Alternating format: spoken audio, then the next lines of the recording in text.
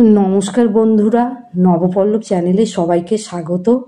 আজকে আমি আপনাদের সাথে যে ভিডিও শেয়ার করব তার থেকে আপনারা জানতে পারবেন জবা গাছে কী পরিচর্যা করলে এই বর্ষার সময় গাছ ভরে ফুল পাবেন এবং প্রত্যেক ডালে ডালে অসংখ্য কুড়ি আনতে পারবেন। জবা গাছে কুড়ি না আসা এবং কুড়ি ঝরে যাওয়া এই সমস্যা প্রায় অনেকেরই আছে। আমি দুটি সমস্যার কথা বলবো। প্রথম সমস্যা হচ্ছে আপনাদের জবা গাছের গ্রোথ সুন্দর আছে, গাছে প্রচুর শাখা প্রশাখাও আছে, কিন্তু সেই গাছে কোনো রকম কুড়ি আসছে না। আরেকটা যে সমস্যা, আপনাদের জবা গাছ প্রথম থেকে যেরকম প্রতিস্থাপন করেছিলেন ঠিক সেই রকমই আছে, কোনো রকম বৃদ্ধি বিকাশ হচ্ছে না। এই সময়টা অর্থাৎ বর্ষার সময়টা জবা গাছ বা যে কোনো গাছের গ্রোথের একটা উপযুক্ত সময়। এই সময় আপনাদের জবা গাছগুলি বৃষ্টির জলে ভিজতে দিন, কারণ বৃষ্টির জলে প্রচুর পরিমাণে নাইট্রোজেন থাকে আর গাছের গ্রোথ সুন্দর হবার জন্য নাইট্রোজেনের প্রচুর প্রয়োজন পড়ে। বর্ষায় জবা গাছগুলিকে বৃষ্টির জলে রাখার জন্য সবচেয়ে আপনাদের যে প্রথম কাজটি করতে হবে তা হলো টবের ড্রেনেজ সিস্টেম ঠিকমতো আছে কিনা সেটা আপনাদের লক্ষ্য রাখতে হবে।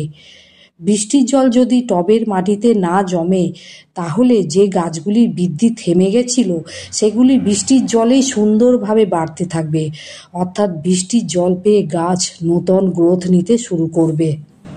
জবা গাছের মাটি হালকা রাখার জন্য মাঝে মাঝে গাছের গোড়ার মাটি একটু হালকাভাবে খুশে দিতে হবে।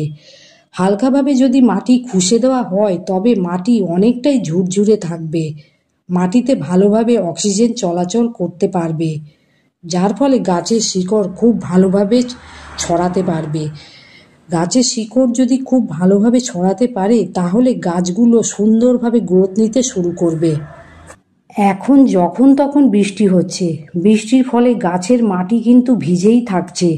যখন দেখবেন বৃষ্টি থেমেছে, অর্থাৎ বৃষ্টি দু একদিন হচ্ছে না, সেই সময় আপনারা চেষ্টা করবেন জবা গাছের মাটি ভালোভাবে শুকিয়ে নিতে। জবা গাছের মাটি যদি ভালো করে শুকিয়ে নেওয়া হয় এবং মাঝে মাঝে একটু হালকা করে খুশে দেওয়া হয় তাহলে গাছ কিন্তু অনেক ভালো থাকবে। আপনারা এখানে দেখতেই পাচ্ছেন টবের মাটি পুরো ভিজে আছে, বৃষ্টি থেমে গেছে। তো এই সময় যদি মাটি একটু শুকিয়ে নিয়ে একটু খুশে নেওয়া যায় তাহলে গাছের গ্রোথ দেখবেন খুব ভালোভাবে বাড়তে থাকবে।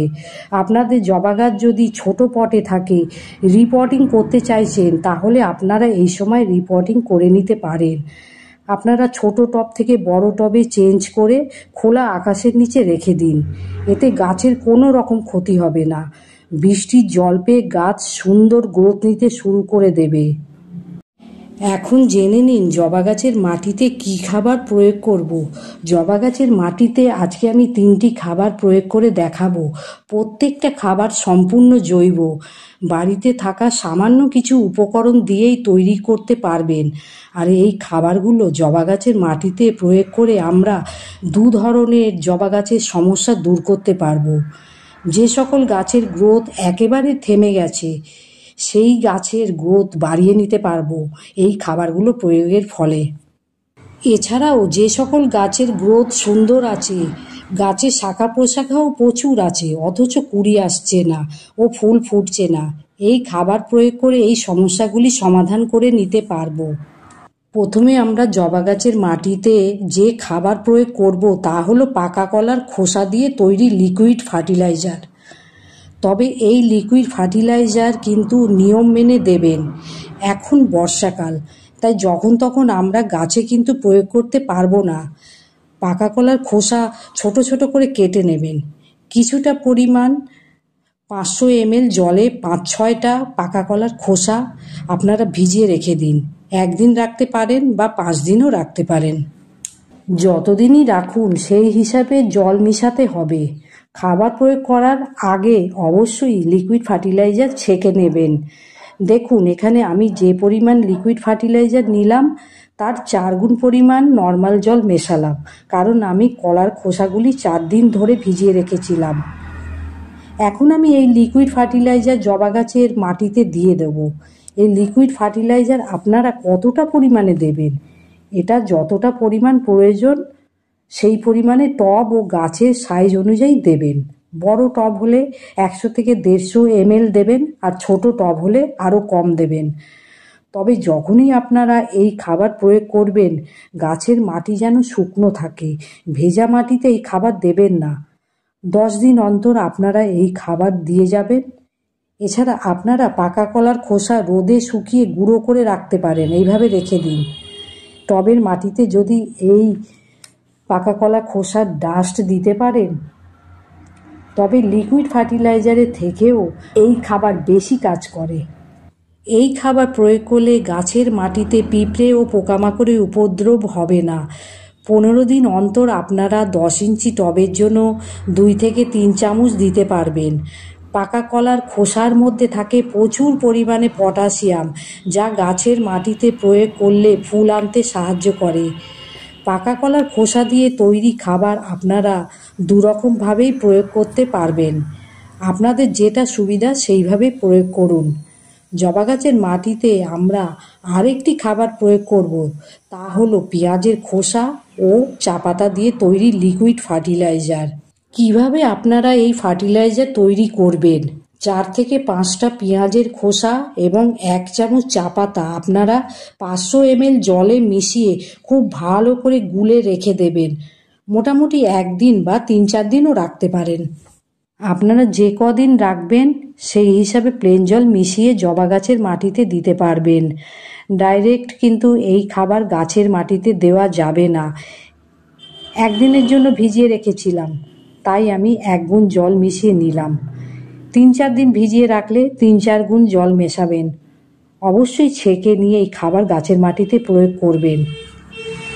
এবার আমরা এই তরল সার সেই সব মাটিতে দিয়ে দেবো যে সকল জবা গাছের গ্রোথ একদম থেমে গেছে, গাছে কুঁড়ি আসছে না, এবং যে পাতাগুলি নতুন বের হচ্ছে সেটাও হলুদ হচ্ছে, বা গাছের পাতাগুলি যদি হলুদ হতে শুরু করেছে, তাহলে সেই সকল সমস্যা সমাধানের জন্য এই খাবার 15 দিন অন্তর অর্থাৎ মাসে 2 বার গাছের মাটিতে দিয়ে যাব।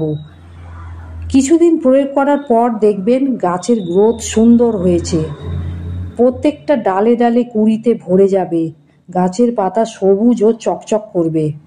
কেননা এই 3টি যে খাবার দেখালাম, পাকা কলার খোসা, পেঁয়াজের খোসা ও চা পাতা, প্রত্যেকটা খাবারের মধ্যে মাইক্রো ও ম্যাক্রোনিউট্রিয়েন্টস আছে, যা গাছের জন্য খুবই দরকার।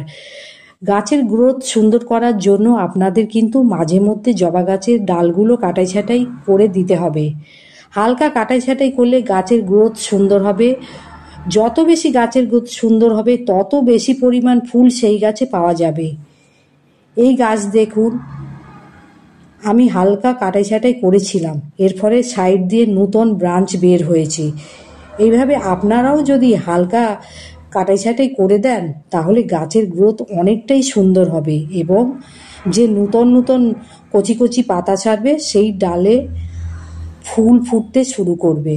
তবে বন্ধুরা, এই সময় নূতন নূতন ডালপালা ছাড়বে এবং কচি কচি পাতা বের হবে। এই সময় জবা গাছে পিঁপড়ে ও মিলিবাগের উপদ্রব হবে, সেই জন্য আপনাদের নিয়ম করে কিন্তু কীটনাশক স্প্রে করে যেতে হবে। আপনারা ঘরে সামান্য কিছু উপাদান দিয়ে জৈব কীটনাশক তৈরি করে স্প্রে করতে পারেন। মিলিবাগ দূর করার জন্য আপনারা বেকিং সোডা ব্যবহার করতে পারেন। 1/2 চামচের চেয়েও কম বেকিং সোডা 1 লিটার জলে মিশিয়ে গাছে স্প্রে করে দিন, দেখবেন মিলিবাগ চলে গেছে। তবে ঘন ঘন বেকিং সোডা ও অতিরিক্ত বেকিং সোডা গাছে ব্যবহার করবেন না। বেকিং সোডা ও বেকিং পাউডার কিন্তু এক জিনিস নয়, এটা দেখে নেবেন। এছাড়া ইনো দিয়েও মিলিবাগ দমন করা যায়। এই সংক্রান্ত ভিডিও দেখতে চাইলে আমার প্লেলিস্টে চলে গিয়ে আমার স্বপ্নের বাগান এই জায়গাটা খুলে আমার ভিডিওগুলি দেখে নিতে পারেন। তাই এই ছিল আজকে আমার ভিডিওটি যদি ভালো লেগে থাকে একটা লাইক করে দিন, এবং বেশি বেশি করে বন্ধুদের মধ্যে শেয়ার করে দিন। আপনারা ভালো থাকুন, সুস্থ থাকুন ও আমার সঙ্গে থাকুন। ধন্যবাদ।